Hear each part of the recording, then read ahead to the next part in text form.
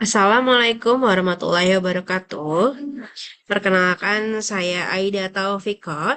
Di sini saya akan mempresentasikan untuk ujian akhir semester saya dari ringkasan materi dan pertanyaannya. Baik, saya akan share screen terlebih dahulu.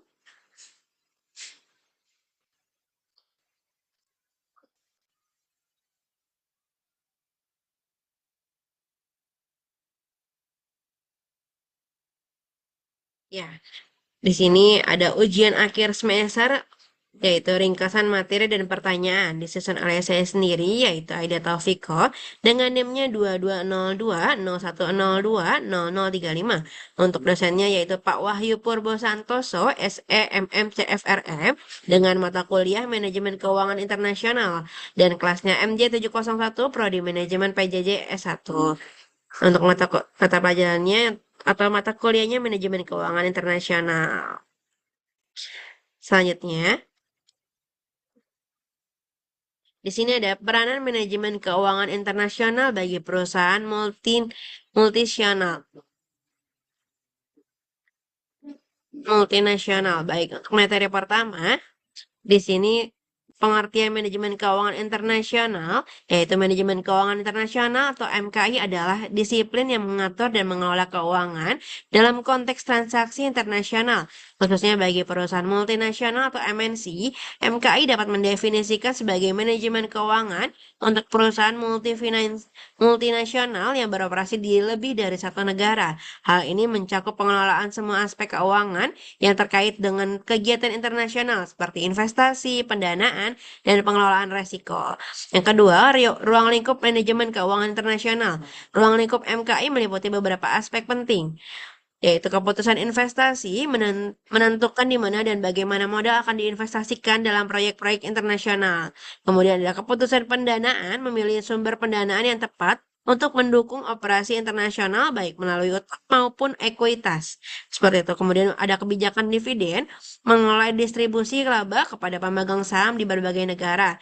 Yang ketiga ada lingkungan keuangan internasional. MKI juga melibatkan pemahaman tentang lingkungan keuangan internasional, termasuk pasar valuta asing, yaitu mengelola resiko terkait fluktuasi nilai tukar mata uang, dan sistem moneter internasional, yaitu memahami neraca pembayaran dan mekanisme penentuan kurs mata uang.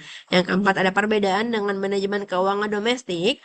MKI berbeda dari manajemen keuangan domestik dalam beberapa hal, yaitu resiko politik dan ekonomi. MNC harus mempertimbangkan risiko yang lebih kompleks akibat perbedaan politik dan ekonomi antar negara dan regulasi internasional dan MNC harus mematuhi berbagai regulasi yang berlaku di negara tempat mereka beroperasi. Yang kelima, ada pentingnya manajemen keuangan internasional. Dengan meningkatnya globalisasi, pemahaman tentang MKI menjadi sangat penting bagi perusahaan yang ingin bersaing secara efektif di pasar internasional. Hal ini membantu perusahaan untuk menjaga stabilitas finansial dan meminimalkan resiko yang terkait dengan operasi lintas negara. Selanjutnya ada peranan manajemen keuangan internasional bagi perusahaan multinasional. Yang keenam, tujuan manajemen keuangan internasional yaitu meningkatkan nilai perusahaan, mengelola resiko mata uang dan resiko politik, kemudian memastikan likuiditas dan efisiensi operasional di berbagai pasar. Ada juga perencanaan dan penganggaran. Perencanaan strategis untuk alokasi sumber daya di berbagai negara, dan juga penganggaran yang mempertimbangkan faktor-faktor ekonomi, politik, dan sosial di masing-masing negara. Juga ada pengelolaan risiko, identifikasi dan mitigasi risiko yang terkait dengan fluktuasi nilai tukar, inflasi, dan kebijakan pemerintah, dan penggunaan instrumen hedging untuk melindungi aset dan pendapatan. Yang kesembilan ada transaksi internasional, yaitu mengelola transaksi lintas negara termasuk pembiayaan perdagangan internasional dan memahami perbedaan dalam peraturan dan praktik keuangan di berbagai negara. Yang ke-10 ada pendanaan global, yaitu strategi untuk memperoleh dana dari pasar internasional termasuk utang dan ekuitas. Juga memanfaatkan berbagai sumber pembiayaan yang tersedia di pasar global. Kemudian ada investasi asing, yaitu analisis dan pemilihan proyek investasi di luar negeri, dan juga penilaian kelayakan investasi dengan mempertimbangkan faktor-faktor lokal. Ada juga perpajakan internasional, memahami peraturan perpajakan di berbagai negara dan dampaknya terhadap keputusan keuangan, serta strategi untuk meminimalkan beban pajak secara legal. Ada juga pengaruh ekonomi makro, yaitu menilai dampak kondisi ekonomi global terhadap operasi perusahaan dan adaptasi strategi keuangan berdasarkan tren ekonomi internasional. Terakhir ada tantangan dan peluang. Menyikapi tantangan yang dihadapi perusahaan multinasional seperti krisis ekonomi atau perubahan kebijakan dan memanfaatkan peluang yang muncul dari integrasi pasar global. Selanjutnya, yaitu kontribusi perusahaan multinasional terhadap perekonomian Indonesia. Untuk materi kedua, yaitu satu, kontribusi perusahaan multinasional sebuah tinjauan umum. Perusahaan multinasional atau PMN adalah perusahaan yang beroperasi di berbagai negara. Kehadiran mereka di Indonesia memberikan dampak yang signifikan terhadap perekonomian nasional. Berikut ada beberapa kontribusi utama PMN yaitu ada investasi asing langsung atau FDI. Perusahaan multinasional seringkali melakukan investasi besar-besaran di Indonesia yang berkontribusi pada pembentukan modal dan pengembangan infrastruktur. Dan juga ada suntikan modal. PMN membawa modal asing yang sangat dibutuhkan untuk pembangunan infrastruktur, pengembangan teknologi, dan perluasan bisnis.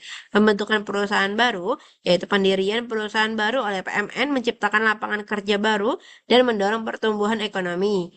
Yang ketiga ada transfer teknologi. Perusahaan multinasional membawa teknologi dan praktik terbaik yang dapat meningkatkan produktivitas dan efisiensi di sektor-sektor industri lokal. Kemudian ada peningkatan produktivitas adalah PMN membawa teknologi terbaru yang meningkatkan efisiensi produksi dan kualitas produk dalam negeri. Kemudian pengembangan SDM yaitu melalui pelatihan dan pengembangan karyawan. PMN berkontribusi pada peningkatan kualitas sumber daya manusia Indonesia. Yang keempat ada ekspansi pasar. Ada akses pasar global, yaitu PMN membuka akses pasar global bagi produk Indonesia, meningkatkan ekspor dan devisa negara. Kemudian ada kemitraan dengan UMKM, yaitu PMN sering bekerja sama dengan usaha mikro kecil dan menengah atau UMKM lokal memberikan peluang bisnis yang lebih luas. Kemudian yang kelima ada peningkatan ekspor. Banyak perusahaan multinasional berkontribusi pada peningkatan volume ekspor Indonesia dengan memproduksi barang yang kompetitif di pasar internasional. Selanjutnya, di sini kontribusi perusahaan multinasional terhadap, mohon maaf,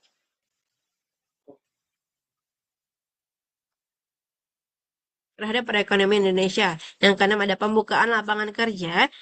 Yang pertama ada penciptaan lapangan kerja baru. Operasional PMN membutuhkan tenaga kerja dalam jumlah besar, mengurangi tingkat pengangguran, dan ada peningkatan kualitas tenaga kerja. PMN menawarkan gaji dan benefit yang lebih baik, mendorong peningkatan kualitas tenaga kerja.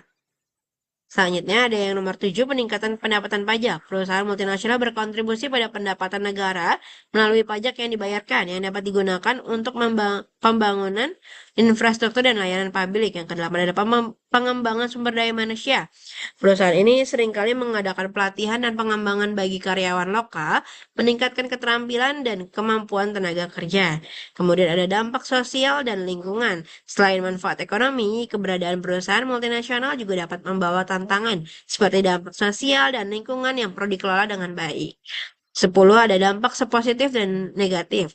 Meskipun memberikan banyak manfaat, kehadiran PMN juga menimbulkan beberapa tantangan. Ada kompetisi tidak seimbang, yaitu PMN dengan sumber daya yang lebih besar dapat mengalahkan perusahaan lokal.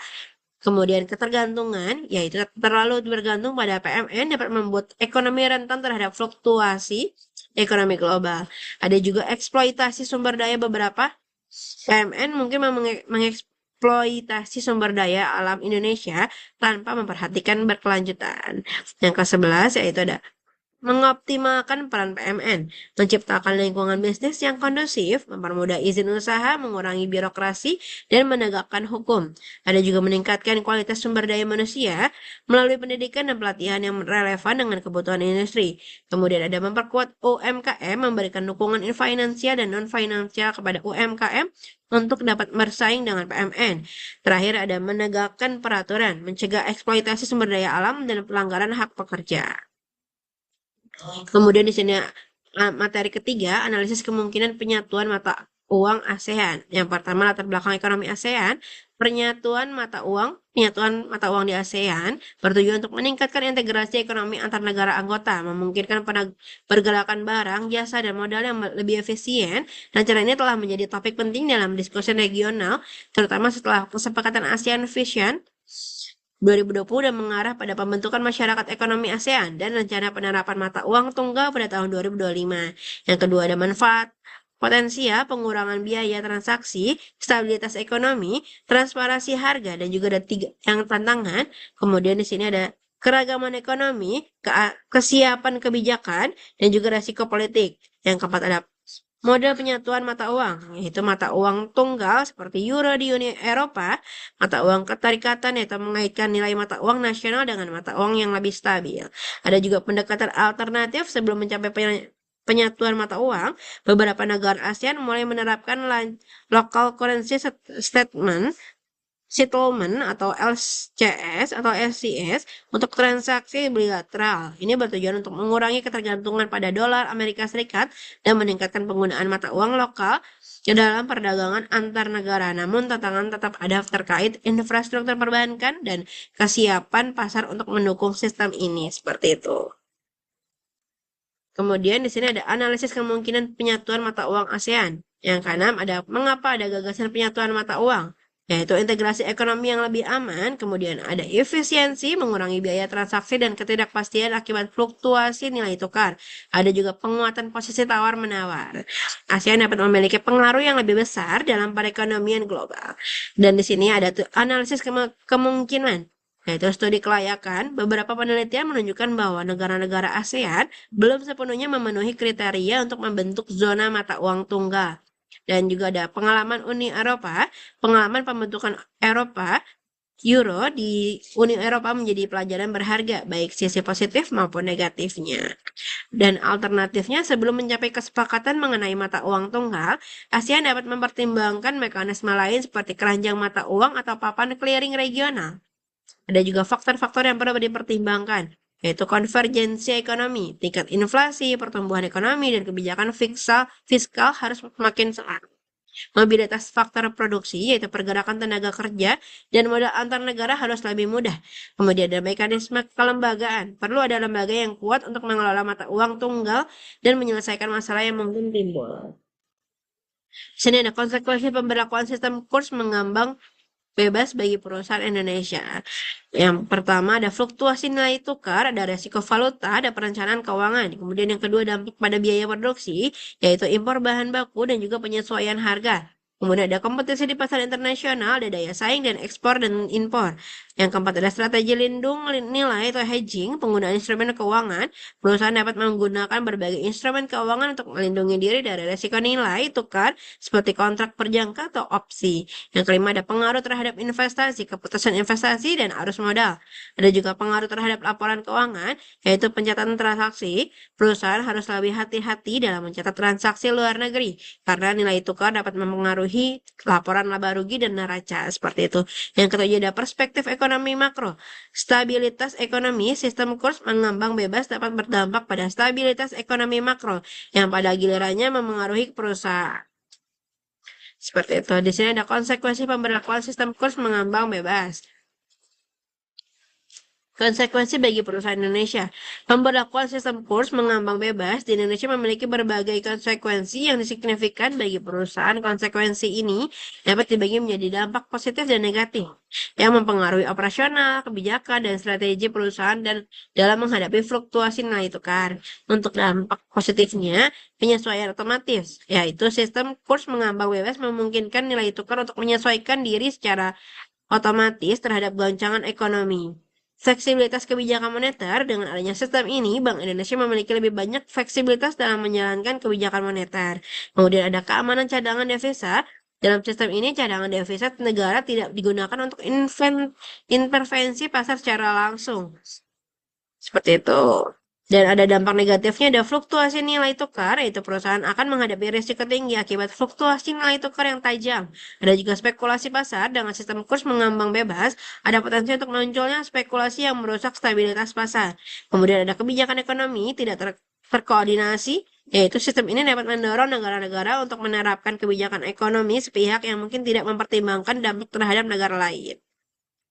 Untuk materi kelima, yaitu dampak posisi neraca pembayaran terhadap kurs tukar mata uang. Neraca pembayaran suatu negara adalah catatan sistematis dari semua transaksi ekonomi antara penduduk negara tersebut dan penduduk negara lain selama periode tertentu. Kemudian ada pengaruh neraca pembayaran terhadap kurs tukar. Surplus dan berdefisit neraca pembayaran. Ada ketika neraca pembayaran mengalami surplus, hal ini menunjukkan bahwa negara tersebut menerima lebih banyak devisa dari ekspor dibandingkan pengeluaran untuk impor. Kemudian sebaliknya, jika neraca pembayaran mengalami defisit, negara tersebut mengeluarkan lebih banyak devisa untuk impor daripada yang diterima dari ekspor. Ada komponen neraca pembayaran, kemudian rekening berjalan mencakup transaksi barang dan jasa serta transfer unilateral. Ada juga rekening modal mencatat aliran investasi asing dan pinjaman yang juga dapat mempengaruhi permintaan dan penawaran mata uang di pasar valuta asing. Rekening cadangan mencatat transaksi yang melibatkan aset cadangan resmi negara. Di sini ada fluktuasi nilai tukar. Fluktuasi nilai tukar dapat mempengaruhi daya saing produk domestik di pasar internasional. Kemudian ada dampak posisi neraca pembayaran terhadap kurs, yaitu hubungan antara neraca pembayaran dan kurs tukar, surplus neraca pembayaran. Ketika suatu negara memiliki surplus, artinya ekspor lebih besar dan impor ini dapat meningkatkan permintaan terhadap mata uang lokal, menyebabkan apresiasi nilai tukar. Seperti itu, defisit neraca pembayaran. Sebaliknya, defisit neraca pembayaran dapat menyebabkan depresiasi mata uang karena permintaan terhadap mata uang lokal menurun. Yang keempat, ada faktor yang mempengaruhi, yaitu pertumbuhan ekonomi, inflasi, kebijakan moneter. Ada juga jangka pendek dan panjang, yaitu jangka pendeknya, fluktuasi kurs dapat terjadi akibat berita atau perubahan kebijakan yang mendadak. Kemudian ada jangka panjangnya, posisi neraca pembayaran yang konsisten dapat membentuk tren nilai tukar yang stabil.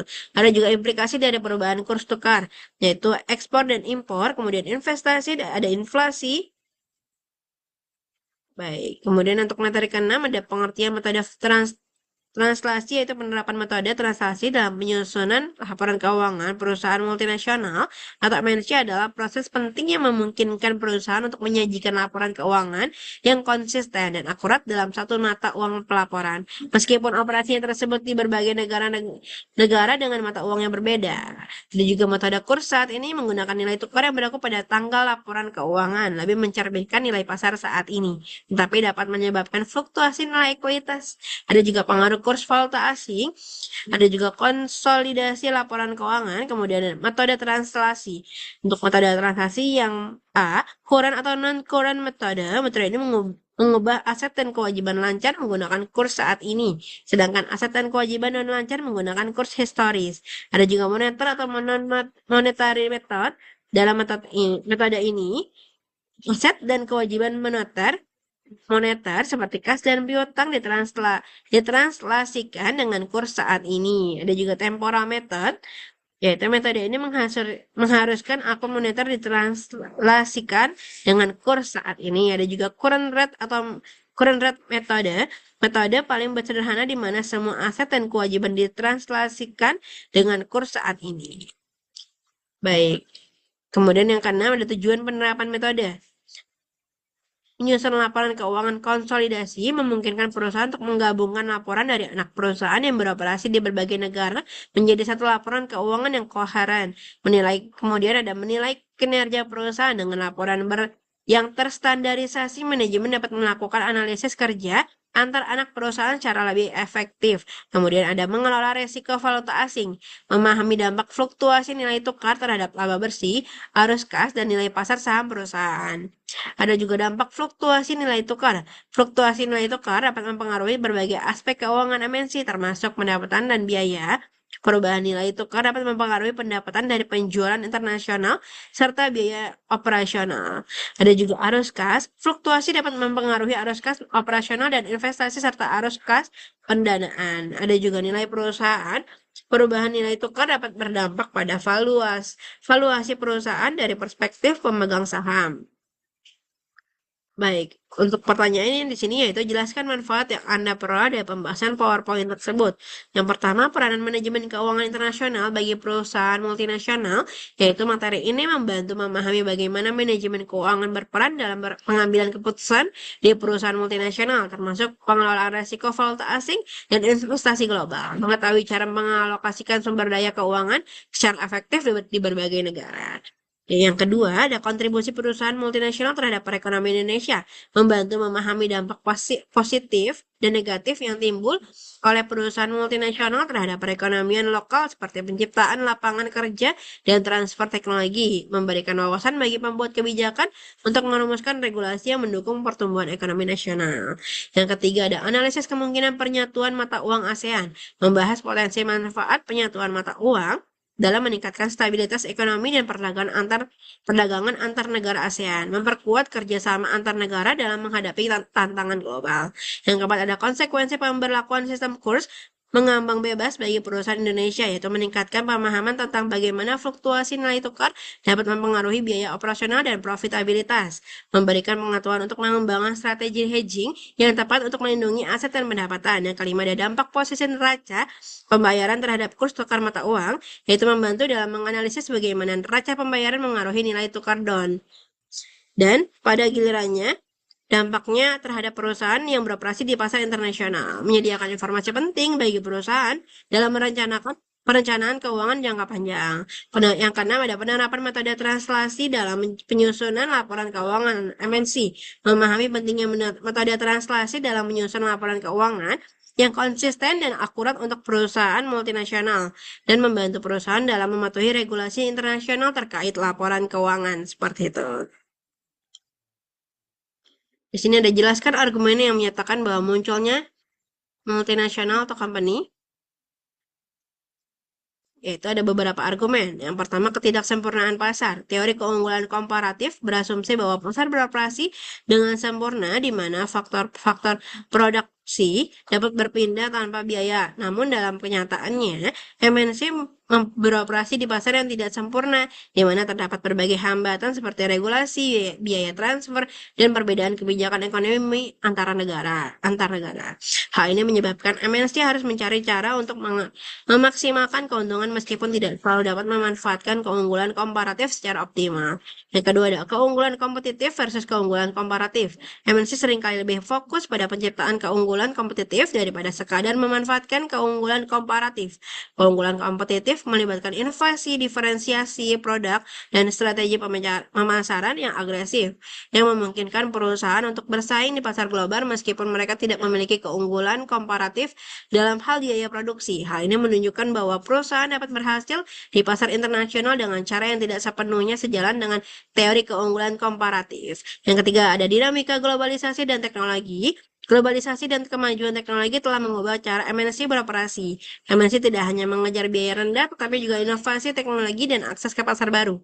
Teori keunggulan komparatif tidak mempertimbangkan faktor-faktor ini, sehingga tidak dapat menjelaskan sepenuhnya pola perdagangan dan investasi saat ini yang didorong oleh MNC.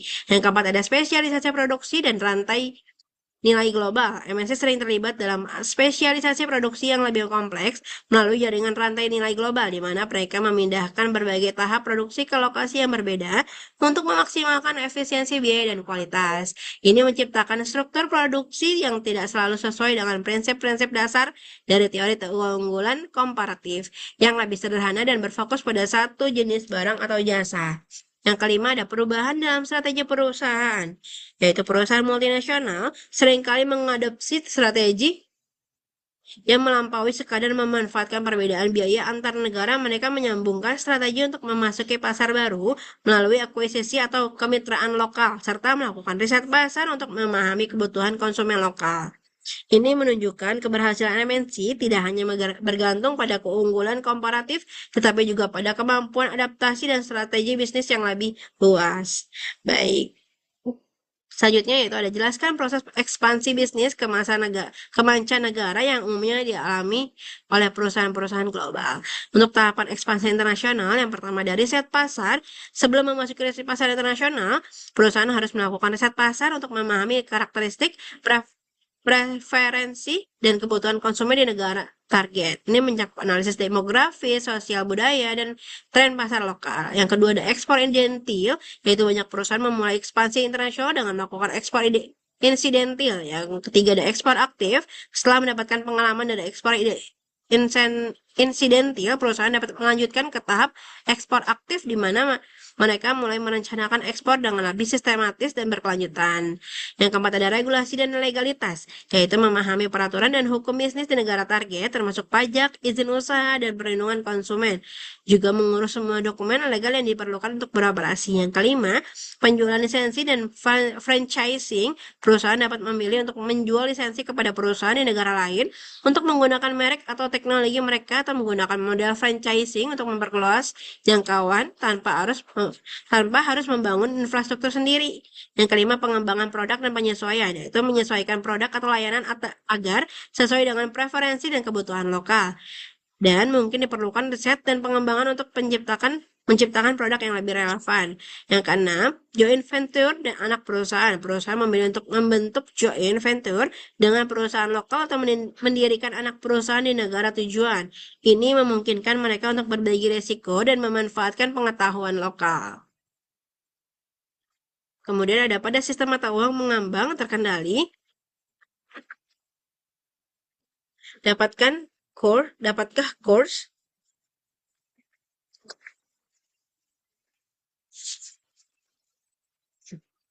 Baik. Dapatkah kurs berfluktuasi tinggi? Jelaskan. Baik, di sini dalam sistem kurs mengambang terkendali managed floating exchange rate, nilai tukar mata uang diperbolehkan untuk berfluktuasi, namun dengan batasan yang ditetapkan oleh pemerintah atau bank sentral. Fluktuasi ini tidak sepenuhnya bebas karena ada intervensi yang dilakukan untuk menjaga stabilitas nilai tukar dalam rentan tertentu. Fluktuasi tinggi dalam kurs mengambang terkendali, yaitu yang pertama memungkinkan fluktuasi. Meskipun kurs dalam sistem ini dapat tingkat fluktuasi biasanya lebih rendah dibandingkan dengan sistem kurs bebas. Yang kedua, batasan fluktuasi. Kurs mengambang terkendali beroperasi dalam batasan tertentu yang berarti bahwa meskipun ada ruang untuk fluktuasi, pergerakan nilai tukar akan tetap dikendalikan agar tidak melenceng jauh dari nilai keekonomian yang dianggap wajar. Yang ketiga, faktor penyebab fluktuasi. Beberapa faktor yang mempengaruhi fluktuasi dalam sistem ini termasuk kondisi ekonomi domestik dan internasional, neraca perdagangan, serta kebijakan moneter dan fiskal yang diterapkan oleh pemerintah. Ketidakpastian di pasar global juga dapat menyebabkan peningkatan volatilitas meskipun ada upaya pengendalian. Kesimpulannya di sini dalam sistem kurs mengambang terkendali, kurs memang bisa berfluktuasi, tetapi fluktuasi tersebut cenderung lebih terkontrol dibandingkan dengan sistem kurs bebas. Intervensi pemerintah berperan penting dalam menjaga stabilitas dan mencegah gejolak yang ekstrim, sehingga meskipun ada potensi untuk fluktuasi tinggi, dampaknya dapat dikelola melalui kebijakan yang tepat. Di sini jelaskan alasan-alasan manajer keuangan suatu perusahaan dan investor berkepentingan dengan neraca pembayaran suatu negara, yaitu manajer keuangan perusahaan dan investor memiliki kepentingan yang signifikan terhadap neraca pembayaran suatu negara karena beberapa alasan yang berkaitan dengan stabilitas ekonomi, yaitu investasi dan pengambilan keputusan strategis. Berikut adalah beberapa alasan utamanya, yaitu indikator kesehatan ekonomi. Neraca pembayaran mencerminkan semua transaksi ekonomi antara suatu negara dengan negara lain. Yang kedua ada pengaruh terhadap nilai tukar. Neraca pembayaran yang surplus atau defisit dapat mempengaruhi nilai tukar mata uang. Yang ketiga ada keputusan investasi. Investor asing cenderung menghindari negara dengan neraca pembayaran yang buruk karena hal ini dapat menunjukkan ketidakstabilan ekonomi dan resiko politik yang lebih tinggi. Di sini, yang keempat, ada analisis sumber daya dan potensi pasar. Melalui neraca pembayaran, manajer keuangan dapat menganalisis aliran sumber daya antar negara yang membantu mereka memahami potensi pasar baru dan strategi ekspansi internasional. Informasi tentang permintaan produk domestik oleh non-penduduk juga penting untuk merencanakan produksi dan pemasaran. Yang kelima, kebijakan ekonomi. Neraca pembayaran menyediakan data penting bagi pemerintah dalam merumuskan kebijakan ekonomi dan moneter. Manajemen keuangan perlu memahami kebijakan ini karena dapat mempengaruhi lingkungan bisnis, termasuk pajak, regulasi, dan insentif investasi. Yang keenam ada perencanaan keuangan. Data dari neraca pembayaran juga digunakan untuk merencanakan kebutuhan devisa suatu negara Manajer keuangan harus memperhatikan kebutuhan ini untuk memastikan bahwa perusahaan memiliki likuiditas yang cukup untuk operasi internasional. Baik, sekian dari presentasi saya. Wassalamualaikum warahmatullahi wabarakatuh. Terima kasih.